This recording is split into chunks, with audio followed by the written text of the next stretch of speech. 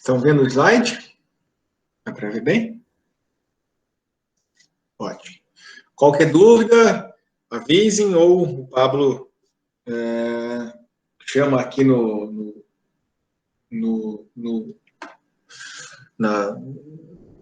microfone, se tiver qualquer coisa, precisar aí também no chat, que eu não fico saindo da apresentação para entrar no chat, tá bom? Beleza. Vamos lá. Então, dando seguimento aqui à nossa disciplina de otorrinolaringologia, hoje nós vamos falar sobre otoneurologia.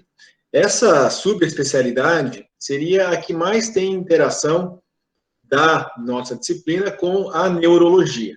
Então, muitos conceitos, das vezes a gente vai falar de sintomas neurológicos, de testes, e que são literalmente vamos dizer assim, uma intersecção entre essas duas áreas da medicina mesmo, tá? Então, a otoneurologia é uma das partes clínicas da otorrinolaringologia, em que a gente se dedica, né, ela é focada em estudar principalmente o equilíbrio corporal e o sistema auditivo como um todo. Então, ela estuda a fisiologia e patologia de sintomas como tontura, zumbido e perda de audição. O slide não está passando. Não passou o slide?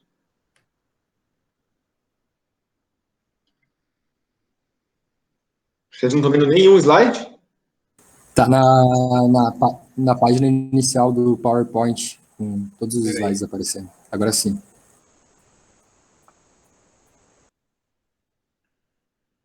Deixa eu ver.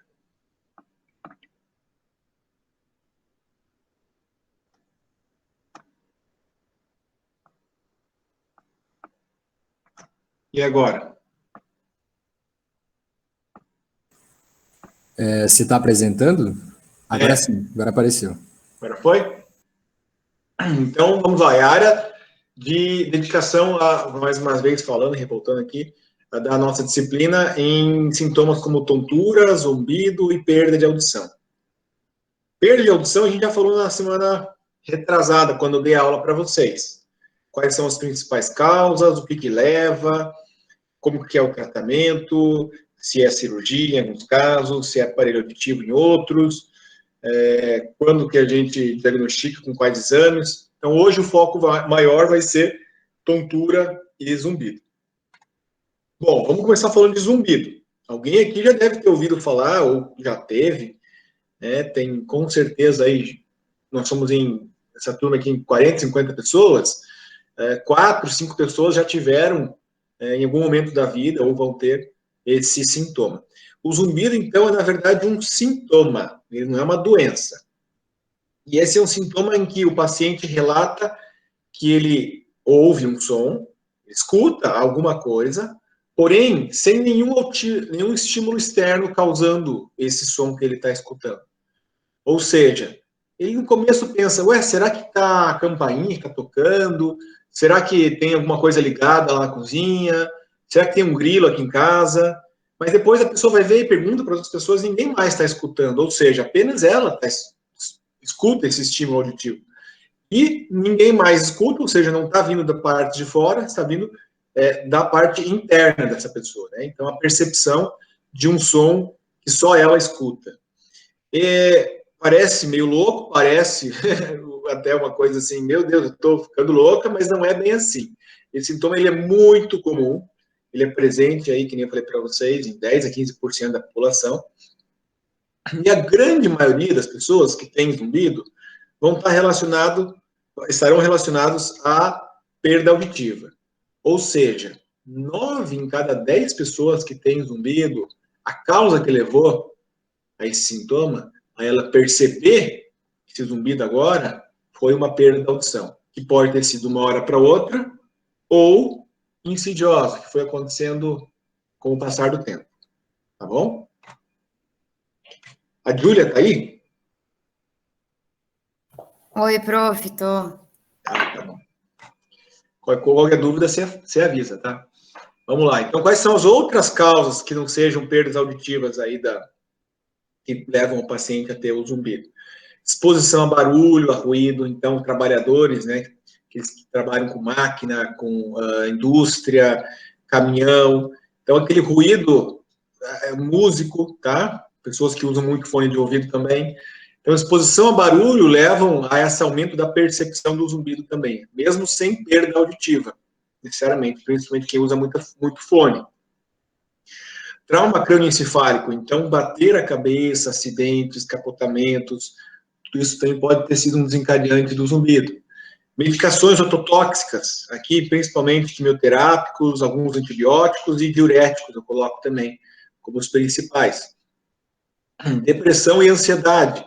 Eu diria que a grande maioria desses pacientes acabam tendo algum grau de ansiedade porque é um sintoma incômodo. É um sintoma que leva a pessoa a procurar atendimento, a pessoa fica ansiosa para saber o que é, né, ou o que pelo menos não é. Então, quanto mais ansiosa a pessoa fica com o zumbido, maior a percepção dele. Dores crônicas e distúrbios da articulação temporomandibular, né, ou DTM, isso também pode levar à percepção do zumbido. Distúrbios metabólicos, pressão alta, né, hipertensão, diabetes, dislipidemia, hipotireoidismo. Quando você trata, você diagnostica e vê, opa, você tem realmente pressão alta, como é que está o controle? Você trata aquilo, muitas vezes o zumbido ameniza ou vai embora. E distúrbios respiratórios, então rinites, sinusites crônicas também levam à percepção de zumbido. E eles podem ser classificados como subjetivo ou objetivo. Então, subjetivo é quando apenas a pessoa escuta, a pessoa que fala, está sentindo aquele sintoma, relata e escuta, e objetivo quando o examinador, o médico ou uma outra pessoa escuta. Alguns exemplos de zumbidos objetivos. Mioclonia do músculo tensor do véu palatino. A pessoa fica fazendo espasmos do músculo. Ou do músculo tensor do tímpano. Fica fazendo tipo um clique. E isso leva a pessoa, inclusive o examinador, a escutar esse barulho. Outros casos de zumbido objetivo. Glomos timpânico, é como se fosse um tumor vascular que cresce ali na orelha, principalmente perto do tímpano, então faz um barulho que, inclusive, o examinador consegue escutar. E outra diferenciação é um zumbido rítmico, pulsátil ou contínuo. O rítmico, geralmente, são relacionados ao batimento cardíaco. Então, esse glomos timpânico também dá um zumbido rítmico. Zumbido por aumento do retorno venoso. Tem umas pessoas que estão, por exemplo, grávidas, pode acontecer de começar a escutar, né? E geralmente acompanha o batimento cardíaco. Agora, o mais comum mesmo é o subjetivo e contínuo. É aquele que somente a pessoa percebe e de forma contínua. Ela não fica fazendo barulho de batida do coração. Tá, e assim, para resumir um pouco, assim, qual que é o tratamento desse zumbido? A melhor situação que vocês podem tratar um zumbido é você saber o que está causando ele.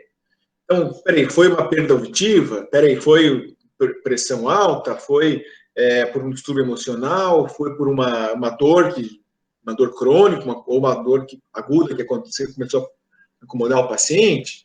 Então, se você descobre a causa, a melhor forma possível de se tratar. Já aparelhos auditivos também são uma forma de tratar, principalmente naqueles casos que são relacionados à perda auditiva. Então, o aparelho de audição é um dos melhores tratamentos em si para zumbido, porque você vai suprimir aquela falta de audição e, consequentemente, vai suprimir o barulho que a pessoa escutava, dando mais percepção auditiva para ela.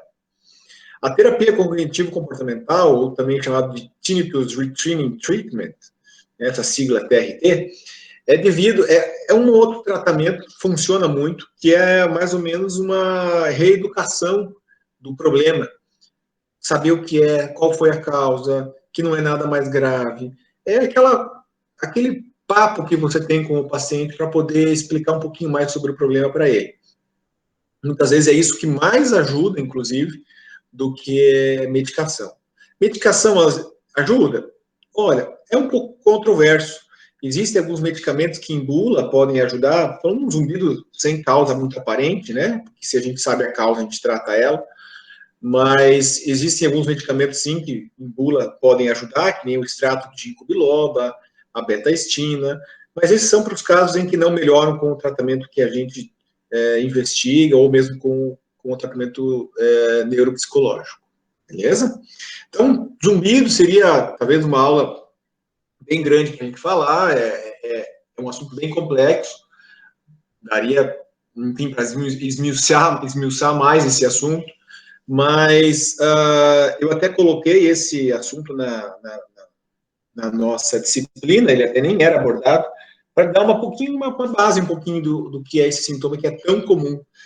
Então, alguém aqui em algum momento da vida vai ter, o tio, a mãe, a avó, alguém vai ter isso. Geralmente, lembrem disso, 9 em cada 10 pacientes têm perda auditiva associada.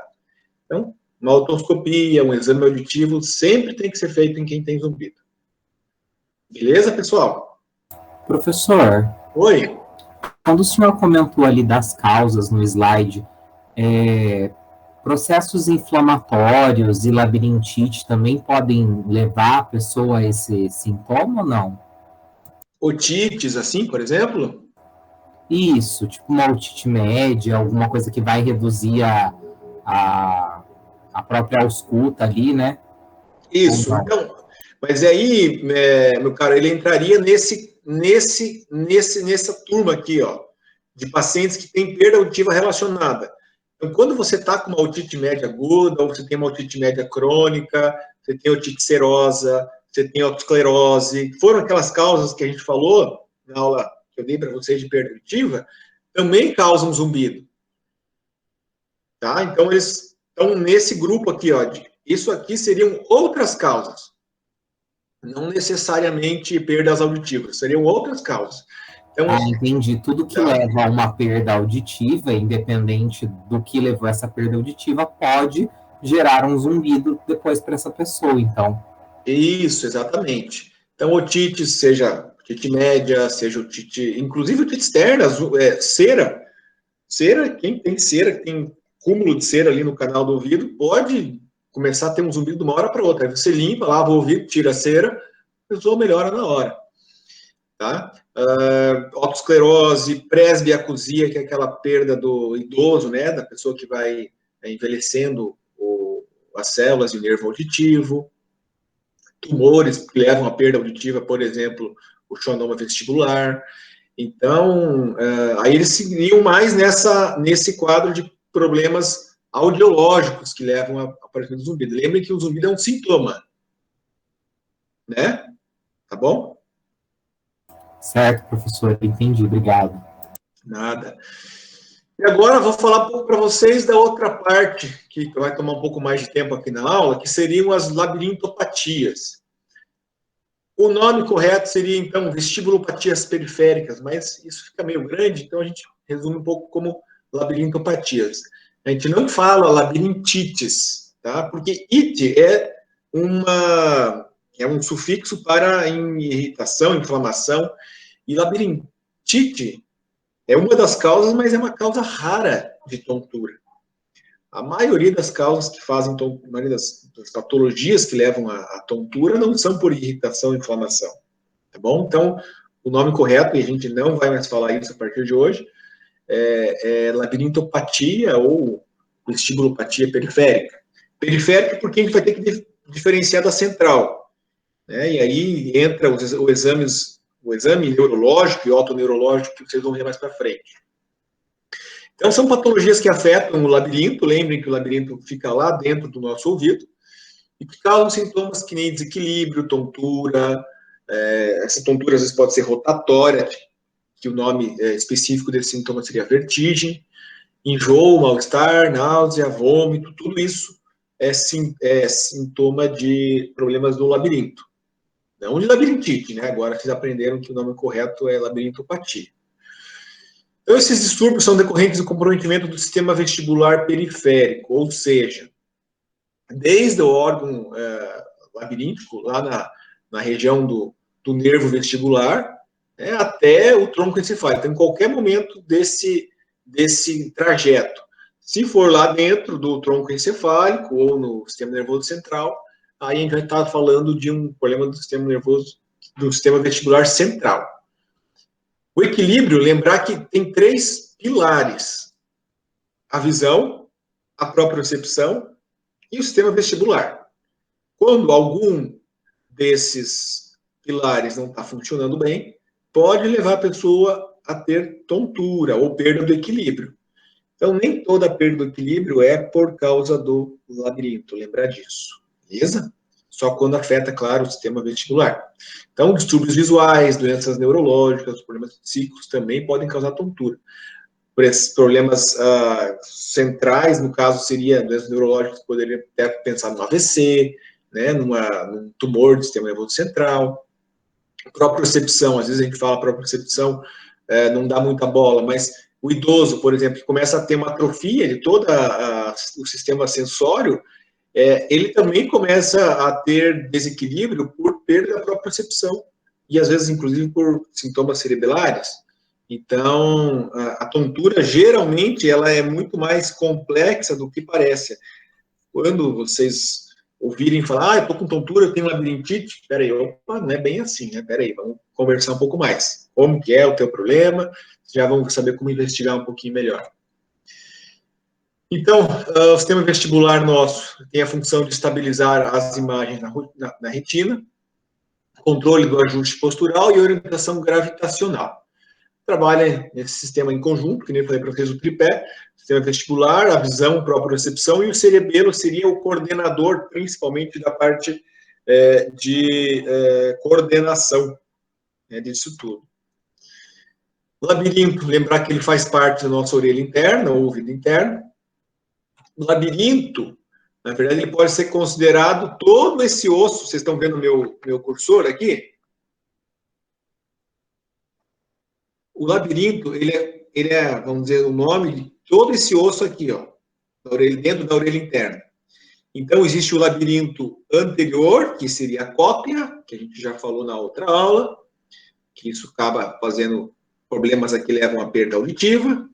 E o labirinto posterior, onde estão esses canais aqui, ó, esses canais semicirculares. E dentro desses canais, aqui existem duas outras estruturas chamadas sáculo e utrículo. Tá? Então, o labirinto posterior é aqui. E aqui é o labirinto anterior. Aqui, mais uma vez, que já mostra para vocês o utrículo e o sáculo.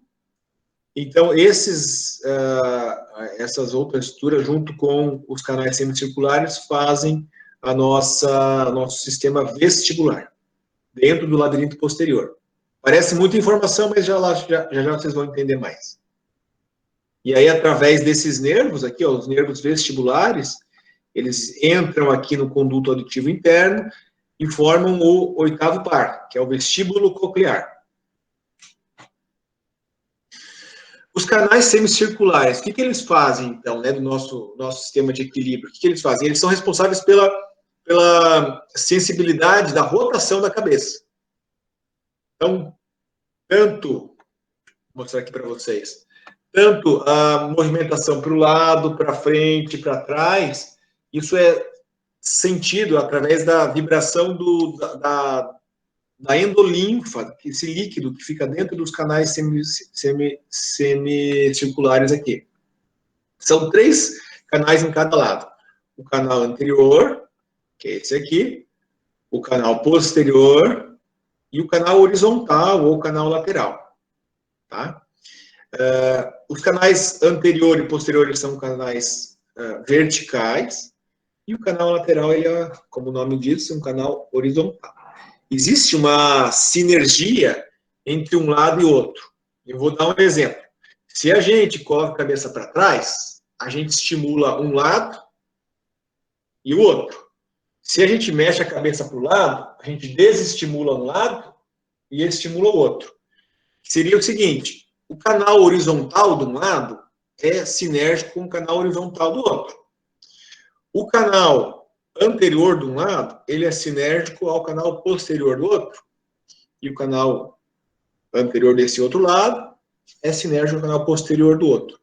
Então, quando estimula um, desestimula o outro. Assim, a gente consegue mexer a cabeça sem ter nenhuma sensação de tontura. quando a gente faz os movimentos de rotação, flexão, extensão, esses canais percebem esses movimentos e fixam a imagem na nossa retina, para que não ocorra nenhum tipo de tontura.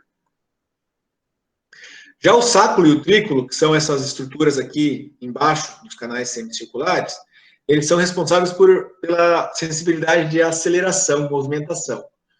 No caso do sacro, seria a sensação de que a gente está se mexendo para cima e para baixo, tipo no elevador. E o trículo seria em relação à movimentação para frente e para trás. Tipo andar de carro, que a gente põe o freio de uma hora para outra, a gente sente que a gente está andando e para de andar. Então, são esses movimentos em que a gente acaba tendo essa percepção através do sistema vestibular. Mais uma vez, um pouquinho de fisiologia, movimenta a endolinfa, que é aquele líquido que fica dentro dos canais. Isso acaba um deslocamento e uma estimulação das células ciliadas. Isso gera uma reação química e leva a impulso elétrico. Isso, através do nervo vestibular, vai ser detectado no nosso cérebro. Até o nosso cérebro é detectado, tá? Então, aqui, vocês lembram que na audição tinha uma célula muito parecida, aquela célula ciliada externa. Aqui também, interna, desculpa. Aqui também existem células ciliadas que, só que em vez de detectar impulsos auditivos, vão detectar movimentações da nossa cabeça. Então, através de movimentos dessa endolinfa, que a gente movimenta mexendo a cabeça para um lado e para o outro, para frente e para trás, isso gera uma despolarização e geração de impulso elétrico. Tá bom?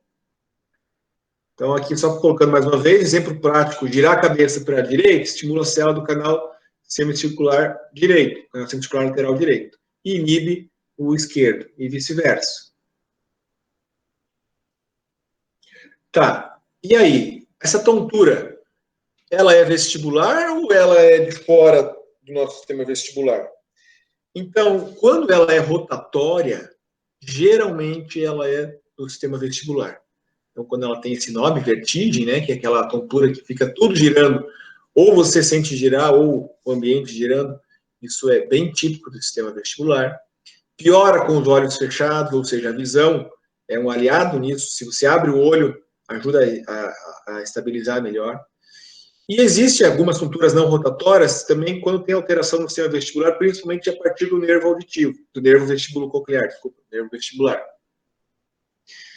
Quando é dentro dos canais semicirculares, geralmente ela é rotatória. E existem as tonturas extravestibulares, as falsas vertigens, escurecimento de visão, parece que está pisando em falso, não consegue se equilibrar direito. Tudo isso também é relatado como tontura, mas não tem relação com o sistema vestibular em si. E os exames vão estar normais, os exames vestibulares. Então, existe a vertigem objetiva e subjetiva, quando você sente o ambiente em volta de se estar rodando ou quando você está rodando. Isso, na prática, não tem muita... Essa diferenciação não tem muita utilidade. E vamos começar a diferenciar alguém que chega com uma tontura que vocês pensam que seja do sistema vestibular periférico ou que seja do sistema central. Então, rotatória já fala muito a favor de uma tontura do sistema vestibular periférico. Começou de uma hora para outra, também fala a favor do sistema vestibular periférico. Mais intensa, mais grave, fala a favor do sistema vestibular periférico. Duração curta e com melhora progressiva, fala a favor do sistema vestibular periférico. Alteração na audiometria ou alteração auditiva, hipoacusia, plenitude, zumbido, queda para algum dos lados, tudo isso também fala da tontura do sistema vestibular periférico. Alterações centrais ou cerebelares, isso fala a favor, claro, de uma tontura central. Então, distúrbio da marcha, fraqueza, hipoestesia, aquela tontura arrastada, que dura meses, piora progressiva, tudo isso fala a favor de uma tontura de origem central. Outras maneiras aqui, através desses testes, a gente consegue começar a pensar em diferenciar uma da outra. Quando o teste de Homberg, que é aquele que o paciente fica parado, com os pés juntos, os braços ao longo do corpo, e você pede para ele fechar os olhos. Quando ele desvia para o lado que está lesado, no caso do sistema vestibular lesado, isso fala a favor de uma tontura de origem periférica. Quando não tem nenhuma preferência, às vezes vai para frente, vai para trás, tudo isso fala a favor de uma tontura central. Então, braços estendidos, mesma coisa. Você pede para o paciente ficar com os braços estendidos, ele vai para um lado, vai para o outro. Quando queda de algum dos braços, fraqueza, né, alguns sintomas centrais, isso fala a favor de tontura central. Esse Babinski viu essa aqui, ó. Você pede para o paciente ficar marchando em estrela. Desvio da marcha para o lado lesado. Então, fala a favor de tontura periférica. Uma marcha cerebelar, aquela marcha ceifante. Então, fala a favor de tudo isso de tontura central. O teste de Fukuda é o paciente também com os olhos fechados, os braços estendidos, se pede para o paciente ficar parado. Gira para o lado lesado, fala a favor de tontura periférica. Não tem nenhum lado, vai mais para frente, mais para trás, tudo isso fala a favor de tontura central. E alterações como incoordenação, dismetria, desviado com cinesia, essas coisas também, obviamente, falam a favor de tontura de origem central. E o nistagmo? Bom, o nistagmo da tontura periférica, ele é tipicamente horizontal ou horizonto-rotatório. O nistagmo vertical, ele fala a favor de uma tontura também de origem central, tá? Nistagmo é aquele movimento rápido dos olhos em alguma direção. Então, vamos lá. Nistagmo, direção horizontal ou oblíquo, fala a favor de uma tontura periférica. Vertical, múltiplas direções, isso já fala uma tontura central. Melhora quando você fixa o olhar, né? Lembrem disso, o olhar ajuda a manter o equilíbrio. Fala uma tontura periférica. Não melhora, não se altera, pode até piorar quando você fixa o olho ou fecha o olho, deve estar falando uma tontura central. Quando você abre o olho, desculpa. Nistagmo na direção alternada, não vai ter essa alteração entre as múltiplas direções. Aqui, quando tem, já fala a favor de uma lesão do sistema nervoso central. Nistagmo na direção fixa, então, geralmente, o nistagmo bate, isso é uma questão até mais típica da tontura periférica. O nistagmo faz o movimento rápido e lento. Na tontura periférica, ele faz um movimento rápido para o lado lesado e o movimento lento para o lado contralateral. Isso nem sempre está presente no central. Sintomas são mais intensos, sintomas mais, às vezes, neurovegetativos, que nem enjoo, mal-estar, isso também tudo fala a favor de uma tontura periférica. Com sintomas neurológicos ou sem nenhum sintoma neurológico no nistagmo, fala a favor de central. Aquela pessoa que tem nistagmo constante, sem sintomas neurológicos associados, isso fala a favor de central, tá? Isso que quer dizer. Bom, agora vamos classificar as tonturas. Já conseguimos fazer uma avaliação global, se ela é mais central, se ela é mais periférica, o que é uma tontura periférica, né, da onde que surge. Agora vamos começar a classificar. Em relação à duração, se for segundos, provavelmente a gente está frente a uma VPPB, que é uma vertigem posicional paroxística benigna. Essa tontura é a mais comum que tem. A maioria das pessoas que têm tontura acabam tendo esse tipo aqui de patologia. Quando dura minutos a horas, a gente já começa a pensar em outras. Por exemplo, doença de Meniere e síndrome de Meniere, que a gente vai falar mais para frente. Quando a gente está falando de dias, a gente está falando já de um comprometimento mais intenso, que nem, por exemplo, do nervo vestibular, uma neuronite vestibular. Ou duração variável, que depende muito do estímulo, por exemplo, um trauma, medicações ototóxicas, tumores, presbivertigem, que é uma vertigem também adquirida do idoso. Obstrução do conduto auditivo externo, então, cera, otite, isso aí também pode causar tontura. E labirintites, que é a inflamação lá de dentro do labirinto. Isso é raro de acontecer, não é tão comum. É por isso que o nome labirintite para esse tipo de sintoma e de patologia está errado, tá? Fístula de orelha interna seria uma abertura do labirinto para dentro ali da orelha média. Tá? Isso pode acontecer espontaneamente ou depois de um trauma. Então, só reforçando para vocês, a causa mais comum de tontura no nosso meio é a VPPB. Depois vem essas hidropsias endolinfáticas, que eu vou falar para vocês o que é, inclui aí a síndrome ou doença de Meniere, as labirintopatias metabólicas, depois vem a migrânia vestibular, vestibulopatias de origem vascular, pós-traumática, insuficiência vértebro-basilar, neurite, surdez súbita, síndrome cervical, cinetose, por aí vai, e outras. Então, já falo das principais aqui para vocês verem, e é as principais que vocês vão ter que saber gravar aqui da nossa disciplina para poder entender mais esse assunto, beleza? Então, vamos começar falando da principal mesmo, que é a VPPB. Ocorre, então, cúmulo, como se fossem uns cristalzinhos que se depositam dentro desses canais semicirculares que eu expliquei para vocês, o canal anterior, posterior e lateral. Altera o movimento e até a própria densidade da endolinfa devido a isso. Geralmente acontece no canal semicircular posterior, tá? A posição mais inferior dele, pela gravidade, facilita o depósito desses cristalzinhos. Então, é como se fosse o seguinte, entope algum dos canais, isso gera um conflito muito grande de informação entre os movimentos que a gente faz com a cabeça. Então, é uma vertigem bem típica, rotatória, quando você mexe a cabeça.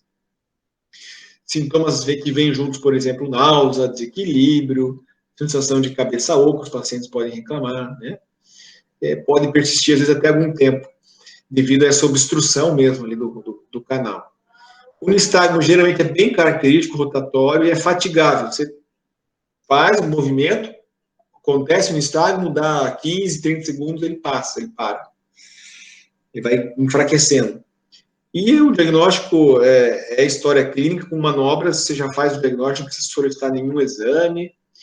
Essa é a manobra que é feita para realizar o diagnóstico, a manobra de Dix-Hallpike, principalmente para os canais verticais, seria o posterior e o anterior. Você deixa o paciente com a cabeça virada para o lado e depois deita ele com a cabeça para fora da maca. Se isso gerar nistagmo, está feito o diagnóstico de VPPB. Para o canal lateral ou horizontal, é feita essa outra manobra, manobra de head roll test. Tá? A orelha testada, posiciona para baixo e manter essa posição por 1 minuto. Depois faz o inverso e aí você vê se também desencadeia ou se manifesta no nistagmo. E o tratamento da VPPB é o quê? Devolver as partículas para o seu local de origem. Então, você faz umas manobras de reposicionamento. E, quando precisa, também, claro, você faz algumas medicações. Então, a manobra de Epley é a que eu quero que vocês saibam, é a manobra mais usada para tirar o paciente de uma crise de vertigem, de VPPB, e resolve sem precisar ficar fazendo remédio, sem precisar ficar fazendo muitos exames. Isso é uma coisa que todo mundo, todo clínico deveria saber, tá bom? E a manobra de Lampert é para quando existe a VPPB dos canais laterais. Então, 90% das vezes vai melhorar o paciente com isso.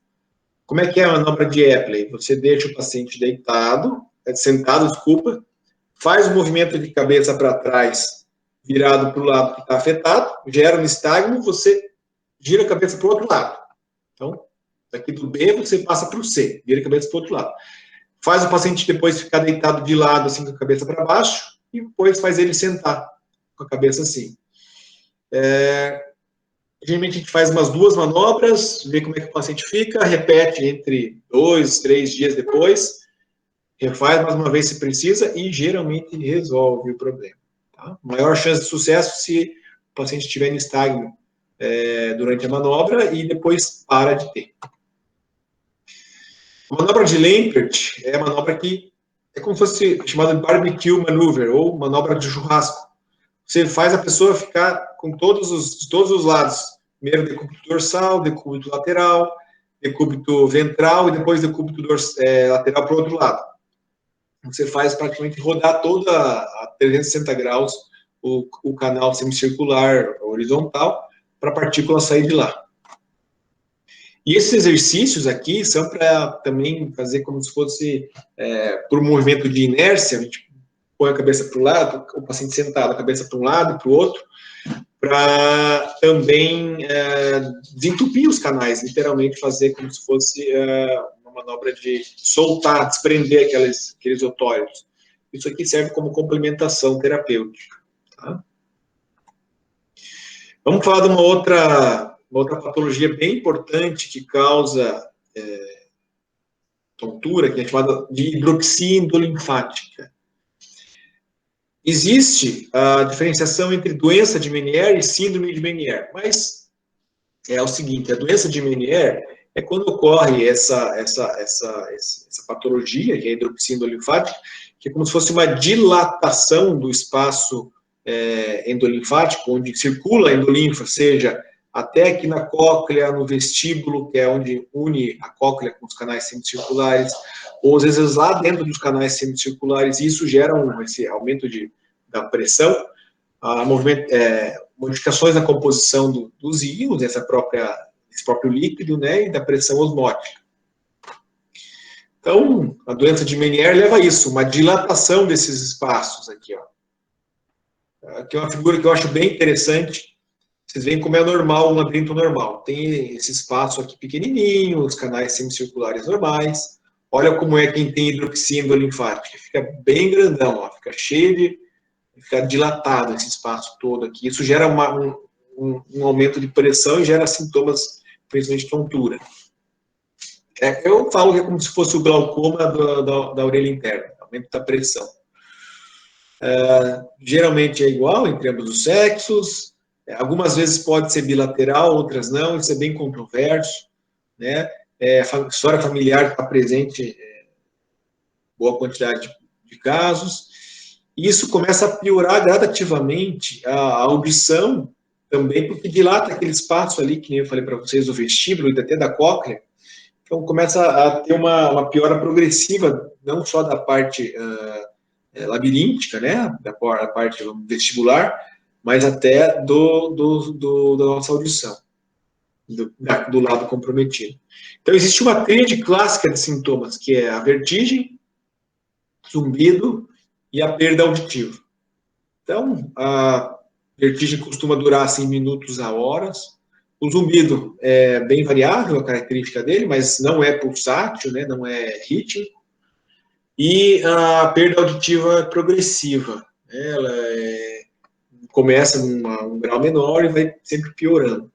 Ela tem esse aspecto em U invertido. E mais tarde, depois, a curva fica plana. Vou mostrar para vocês o que é isso. Muitas vezes esses pacientes também têm intolerância a ruído, por recrutamento das células ciliadas, e plenitude auricular, que é a sensação de ouvido trancado. Mas isso é devido a esse aumento da pressão lá dentro do labirinto. Então, a principal característica desse sintoma, dessa doença, é a vertigem. Vocês veem que piora a audição primeiro nos sons mais graves, aí depois começa a piorar também em sons mais agudos. Então, forma-se aspecto de U, fica como se fosse um semicírculo aqui, e aí depois começa a ficar achatado, começa a piorar todas as frequências novamente. Como é que a gente tem certeza que a pessoa tem doença de Meniere? Bom, certeza mesmo só com confirmação histopatológica. Então, a gente não vai fazer biópsia da orelha interna para ter certeza disso. Ninguém quer. Isso aqui é mais pouco, porque não é viável. Agora, a gente geralmente define doença de Meniere com 2 ou mais episódios de tontura, com pelo menos 20 minutos de duração, perda auditiva documentada na audiometria, e zumbido e plenitude. Então, a tríade clássica, né, zumbido, vertigem, perda auditiva, pelo menos 2 episódios, aí está definido como doença de Meniere. Se for apenas um episódio de vertigem, peraí, será que não é? A gente geralmente espera para ter confirmação no segundo episódio. E quando existem tonturas, tipo vertigem episódicas, sem uma perda documentada, ou com uma perda flutuante, desequilíbrio, sem muitos episódios definidos, a gente talvez esteja como assim, frente a uma doença de Meniere, mas isso não é tão provável ainda. A gente espera realmente ter esse quadro bem definido para dar o diagnóstico. Existe esse exame chamado eletrococriografia, que fala a favor de síndrome de Meniere, tem uma sensibilidade aí de 70%, mais ou menos, para dar o diagnóstico da doença. Quando é sugestivo doença de Meniere, existe uma diferença entre o potencial de ação e o potencial de somação, que é esse gapzinho aqui, ó. Mas, na prática, esse exame é pouco feito. Assim, geralmente, o diagnóstico é clínico, como eu falei para vocês, e algiométrico. O tratamento, orientações gerais, evitar coisas que possam aumentar a pressão dentro do labirinto, ou seja, pode predispor a crise. Então, alguns alimentos, algumas medicações, não fumar. Reabilitação vestibular, isso aqui serve como se fossem exercícios para o labirinto, ajuda bastante também. E esses 2 medicamentos aqui, a betaestina e os diuréticos. Isso pode ser usado também para doença de Meniere. Intervenção cirúrgica, raro precisar, muito raro. Quando tem muita tontura, uma vertigem incapacitante, que não melhora com nada, aí a gente está frente a talvez um possível caso de intervenção cirúrgica, mas isso é raro de acontecer. Quando precisa, os procedimentos são descompressão endolinfática, a gente faz como se fosse uma fístula, tira para aliviar a pressão dentro da endolinfa. Neurectomia vestibular, cortar o nervo vestibular para não levar essa informação de tontura. Ou labirintectomia química, injetar um medicamento para matar todas aquelas células lá do sistema vestibular. Essas são medidas mais drásticas, que eu falei para vocês. Tá, isso era a doença de Meniere. Agora, síndrome de Meniere. São outras situações que levam a quadros iguais, de vertigem, hipoacusia, zumbido, mas que existem uma causa mais específica. Por exemplo, sífilis otológica. Vocês sabiam, mas geralmente a neurosífilis ela pode afetar o ouvido. Então, na forma tardia, né, a vertigem é um sintoma mais comum. Esse fenômeno de Túlio e de Henneberg seriam sintomas assim de quando você estimula com som muito alto, a pessoa tem tontura, isso é o fenômeno de Túlio. Ou quando você muda a pressão aqui de dentro do canal, por exemplo, põe o dedo aqui ou põe um fone e depois tira, a pessoa tem tontura. Isso é o sinal de Henneberg. É mais sugestivo, por exemplo, de ou fístula de orelha interna ou de sífilis. Teste sorológico, claro, aqui vai ser mais definitivo, né, para diagnóstico. E o tratamento, como vocês já sabem, penicilina. Recente, no caso aqui, só para lembrar para vocês, 2.400.000 unidades. Tardia, isso repetido, geralmente a gente faz endovenosa, e repete ele por um tempo. Acompanhamento, tá? Esses pacientinhos têm que fazer um acompanhamento porque nem sempre melhora totalmente aí desse problema, mas é um quadro mais drástico, mais chatinho de tratar mesmo, tá? Síndrome de Coogan é uma outra alteração, mas é uma doença autoimune que leva a esses mesmos sintomas que eu expliquei para vocês. Só que, além disso, eles têm doença no olho, tem ceratite intersticial, tá? Doença, que nem eu falei para vocês, de autoimune, geralmente precedidos por infecções virais, e o tratamento é com corticoides e imunossupressores. Vamos lembrar que o Meniere, junto com ceratite, é a síndrome de Coogan. E labirintopatias metabólicas. Então, esse é um outro tópico bem importante, causa também tontura, eu vejo bastante pacientes com isso. Então, pacientes com, geralmente, diabetes, com problemas de metabolismo do carboidrato, pacientes com problemas dos lipídios, colesterol alto, triglicerídeos, hipo ou hipertiroidismo, alteração do metabolismo do cortisol, hiperuricemia. Isso leva também a afetar o equilíbrio e pensem que a homeostase do labirinto. Então, o labirinto é um órgão muito sensível a essas variações, principalmente aqui no caso da hiperinsulinemia, mas de qualquer uma dessas outras substâncias presentes aqui nesses distúrbios metabólicos. Então, geralmente, mulheres mais de 30 anos, com queixas vagas, cíclicas, então, comeu alguma coisa, fez mal, gera tontura. Isso é decorrente aí de uma labirintopatia metabólica. Isso, com o tempo, também leva a uma perda auditiva, tá? As células ciliadas, tanto do labirinto do sistema vestibular, quanto da cóclea, também são afetadas por essa variação metabólica. No começo, ela tem esse aspecto em U invertido, que nem a doença de Meniere, depois ela fica plana. Tratamento rigoroso das comorbidades, evitar muito café, evitar excesso de sal, evitar fumar, açúcar, álcool. Pode ser utilizado também diuréticos leves, né? E ingesta de 2 litros de água por dia. Você veja, você tem que tirar a pressão lá de dentro do labirinto, mas você não pode deixar essa pessoa desidratada. Então, é o diurético associado a uma ingesta de água. E os sintomáticos, desculpa, os medicamentos, fora essas modificações aqui do estilo de vida, que mais ajudam são os clássicos anticolinérgicos, Dramin, Meclin, clonazepam e alprazolam, que são benzodiazepínicos, e principalmente aqui reabilitação vestibular também.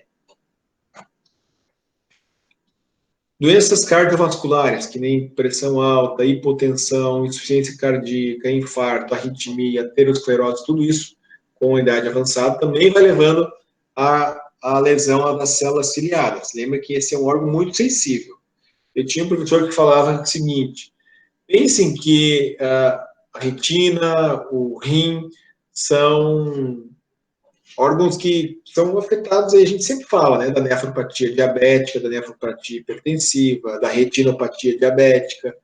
Agora, existe uma cocleopatia, uma labirintopatia diabética vascular também muito importante, que a gente tem que dar mais atenção. Tá? Controlando todos esses fatores aqui, geralmente tende a melhorar, mas algumas coisas são irreversíveis, que nem a perda auditiva. Ok? A neurite vestibular, o que é? É uma tontura muito forte, que começou de uma hora para outra, com sintomas assim, mal-estar, enjoo, vômito, dura geralmente dias, não tem sintomas auditivos associados, e geralmente é precedido por infecção viral, né? Principalmente aqui o vírus da herpes. O tratamento é sintomático, muitas vezes a gente tem que associar o corticoide. A melhora é gradativa, mas ela costuma acontecer em alguns dias. Outra etiologia de tontura, existe essa síndrome de Barré-Liot. É a estimulação do simpático cervical posterior, geralmente por artrose. Isso leva a uma vasoconstrição, diminui a circulação e a chegada de sangue lá dentro do nosso labirinto e gera tontura. Essa insuficiência vértebro-basilar seria também por diminuição da circulação por, geralmente, aterosclerose, né? Ateroma, aneurisma, hipertrofia dos músculos escalenos, por exemplo, ou dos processos espinhosos transversais da C7. Isso leva a uma menor chegada de sangue. Ou o roubo da subclave, existe também está descrito isso na literatura. E disfunção proprioceptiva, né? Lembrar que isso também é por disfunção principalmente da parte posterior da nossa medula cervical, isso também gera uma sensação de tontura. Exames complementares, a gente geralmente pede um raio-x, muitas vezes a gente tem que caminhar para o orto para avaliar artrose, hérnias de disco. O Doppler, eu gosto muito de solicitar para avaliar a circulação tanto da carótida externa quanto da artéria basilar e da artéria vertebral. mas o tratamento geralmente é multidisciplinar, tá? Cinetose, uma outra causa bem comum de tontura, dificilmente sugere uma vertigem, mas a cinetose seria um conflito de informações, na verdade, entre o sistema vestibular e o sistema visual. Então, quando a gente está num carro, a gente acha, nosso olho está vendo que a gente está andando, mas o nosso sistema vestibular não percebe isso, a não ser que você freie, né? Que aí o trículo vai perceber isso. Mas, senão, a gente aparentemente está parado. Isso é que o nosso sistema vestibular acha. Então, esse conflito de informações é o que gera muita tontura, muito desconforto. Tanto que, se você pegar e ficar olhando para algum ponto lá no horizonte, isso geralmente melhora, né? Então, quem tem tontura do tipo cinetose tem que ficar no banco da frente e ficar olhando para um ponto fixo lá no horizonte. E existe também esse mal do desembarque, que é depois de uma viagem, por exemplo, de barco, pode persistir por meses, até anos, existe relato, de sensação de balanço, de mareio, né, por modificação principalmente das células lá de dentro do nosso labirinto. Mas isso é mais difícil de acontecer. Então, como que a gente previne isso? Ingerir previamente depressores labirínticos, o famoso Dramin, né, que nem eu falei para vocês, ou Meclin. Toma antes, porque para não ter essa excitabilidade, esse conflito de informação. Sentar no banco dianteiro, olhar para um cenário distante, né? Olhar lá para o horizonte. Não sentar no banco voltado para trás, então quem vai viajar principalmente de trem, né, ou de ônibus, nunca ficar virado para trás. E não ler durante o trajeto, isso também é pior. Síndrome de desequilíbrio do idoso. Então, o idoso também tem isso. É uma vertigem sem muita causa aparente, né? A presbivertigem. Processo degenerativo das células, principalmente das células ciliadas lá do labirinto, mas também células ganglionares, terminações nervosas, uma neuropatia geral, até do sistema do nervo vestibular. Geralmente está associado também com o envelhecimento do labirinto anterior, ou da cóclea, né? Então, com a presbiacusia. Diagnóstico geralmente é de exclusão. A gente vê tudo que pode estar acontecendo, controla as comorbidades, exclui outras causas, evita quedas, bengala, da dor, né, reabilitação vestibular. Medicamentos que podem ser autotóxicos, então isso pode afetar tanto a cóclea quanto os canais semicirculares do nosso sistema vestibular. Isso leva a desequilíbrio, instabilidade progressiva. Lembra dos diuréticos, alguns anti-inflamatórios, principalmente o acetil salicílico em altas doses, alguns antibióticos, que nem aminoglicosídeos, anticonvulsivantes, quimioterápicos, cloroquina, você veja, beta-bloqueadores, hormônios esteroides, então o pessoal que usa muito hormônio pode desencadear também problema no labirinto, principalmente em quem tem predisposição, história familiar, uso concomitante com outro medicamento autotóxico, quem tem idade mais avançada ou quem tem insuficiência renal. Outras causas, tumores, obstrução do canal auditivo, disfunção, daqui mais uma vez, da articulação temporomandibular, psicossomática, autoimune, infecciosa, aí sim a gente está falando de labirintite, e fístula, peri ou endolinfática. Então, dia 22 de abril, que foi agora, mês passado, a gente tem um dia que é chamado Dia da Tontura. Então, a Sociedade Brasileira de Otorrino quer falar não só para os médicos, mas para os leigos, o seguinte recado: não fale labirintite. Labirintite é uma das causas que levam a pessoa a ter tontura, mas não é nem de longe a principal, tá? Então, existe uma tentativa nossa de tentar tirar esse nome, né, essa sigla que acabou ficando consagrada aí, né, mas que não é o nome correto para chamar as doenças do tipo labirinto, ou as doenças, que foi para você, que é labirintopatia, ou uma disfunção vestibular, ou até a tontura, pessoa que chama tontura de labirintite, né? Não estou falando nem de doença, estou falando até de sintoma, certo? Ou vertigem, tem pessoas que chamam vertigem de labirintite. estou com tontura ou estou com labirintite, para algumas pessoas é a mesma coisa. Tratamento, vamos falar um pouquinho mais aqui. Dramin, Meclin são aqueles clássicos depressores labirínticos, são anticolinérgicos. A prometazina, que é o Fenergan, é um outro medicamento que também faz isso, ele cede o labirinto. Então, para você viajar, no pronto-socorro, esses são os medicamentos que geralmente você vai usar. Medicamentos agora de uso prolongado, de uso mais até preventivo. A gente tem os vasodilatadores, que são o ácido nicotínico e a beta-estina, que é o famoso labirinto. Antagonismo de catecolaminas, bloqueio dos receptores alfa, dihidroergocristina, que é o verticine D. E bloqueadores dos canais de cálcio, flunarizina e sinarizina.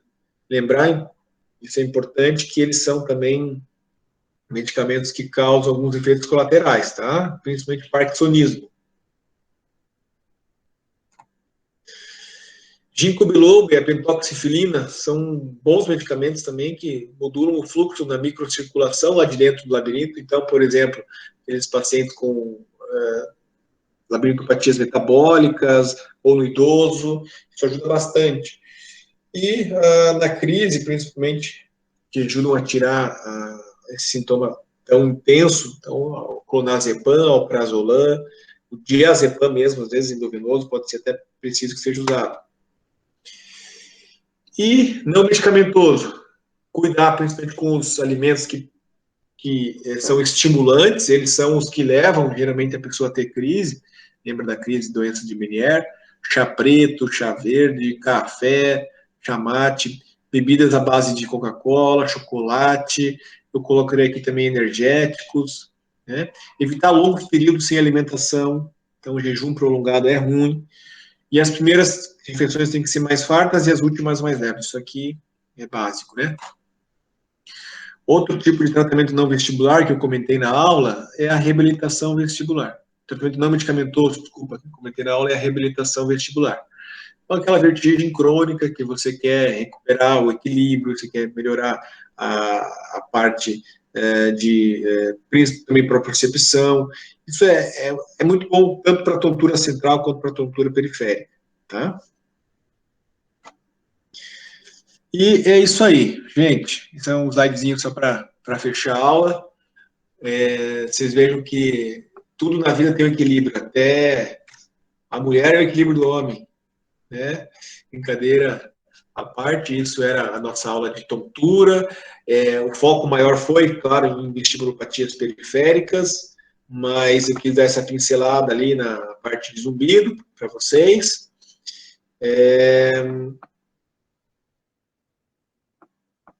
E agora estamos abertos para dúvidas. Deu 1 hora de aula, mais ou menos o que eu tinha previsto aí.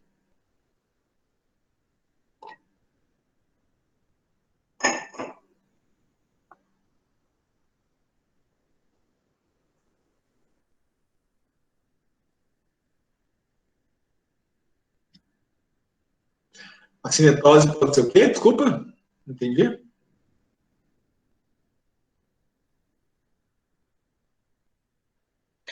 Pode. Boa pergunta. Eu tenho visto que às vezes as pessoas fazem aqueles simuladores, né, ou assistir filme 3D, sabe aqueles óculos de realidade virtual? Isso também gera um conflito de informação, que é exatamente o mecanismo da cinetose em si. A tua visão acha que você está fazendo um movimento, ou que você está indo para algum lugar, que está fazendo alguma movimentação em si, e o teu labirinto não, ele acha que está parado. Então, esse conflito de informação que gera a cinetose. Perfeito. É uma outra coisa que eu tenho visto agora com essas novidades aí da realidade virtual aumentada. 3D também.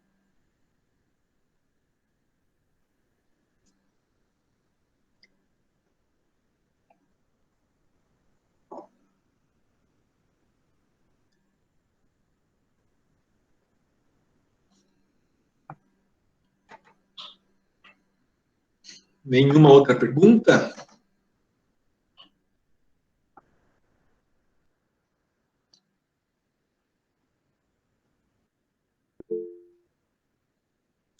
Então tá, pessoal, hoje a aula, claro, é meio pesada.